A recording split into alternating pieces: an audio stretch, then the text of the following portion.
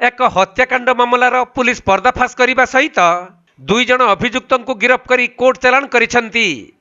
सूचनायोग्य जे बलांगीर जिला खपराखोल थाना धंडमुंडा पंचायत अंतर्गत मालपड़ा ग्रामर छत्रपाल मल्लिक नामक जने व्यक्ति को मार्च मास 29 तारिख राति टांगिया रे हाणी हत्या करिबा परे घर कबाट को बाहर पटु किली देई हत्याकारी माने फेरार मारिथिले।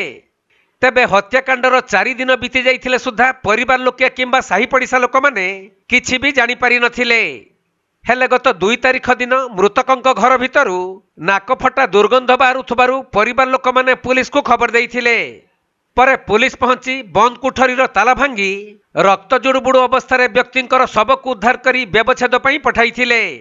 आउ एहा परे आरंभ करिथिले तनाघना, जहाँकि बलांगीर साइंटिफिक टीम एवं संधानी कुकुर आसी हत्याकारी घर को चिन्हट करिबारे सक्षम होइथिला। संधानी कुकुर परे पुलिस टीम अभियुक्त को धरिबा पई जाल बिछाई 24 घंटा मध्यरे हत्याकांड संपृक्त 2 जन युवकों को गिरफ्त करिबारे सफल होइथिले।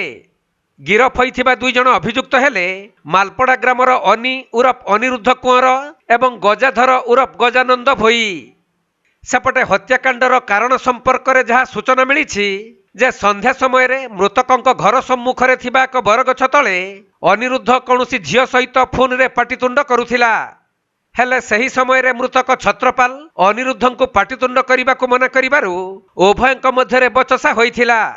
किंतु एपरी सामान्य कथा को नहीं अनिरुद्ध कुंवर राति अधरे मृतक छत्रपाल को टांगिया रे आक्रमण करी लहुलुहाण करी देई ता सांग गजानंद भोई को फोन करी डाकिथिला।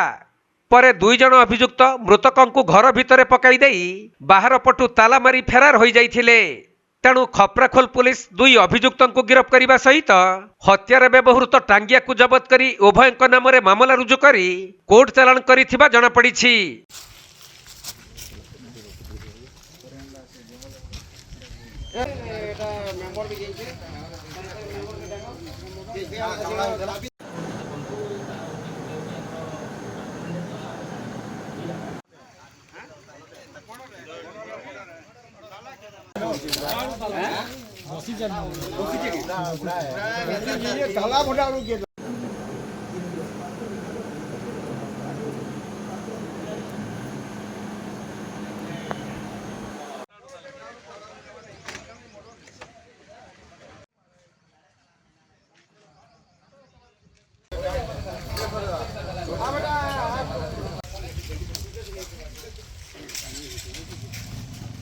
बलांगीर जिल्लारू रूपेन्द्र मुंडा रिपोर्ट, कोणार्क लाइव।